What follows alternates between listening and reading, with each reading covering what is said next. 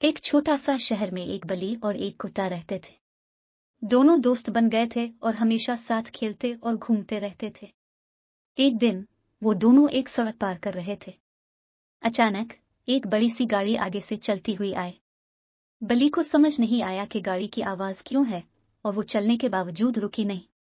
कुत्ता ने बली को कहा, दोस्त, जल्दी से गाड़ी की तरफ भागो, वो हमारी तरफ आ रही है और तो रुकती नहीं दिख रही।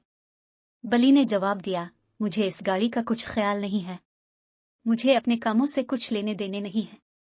कुत्ता का दिल घबरा गया। वो अपनी दोस्त को मोहब्बत से देखता था और इसे खतरे के बारे में फिक्र हो रही थी।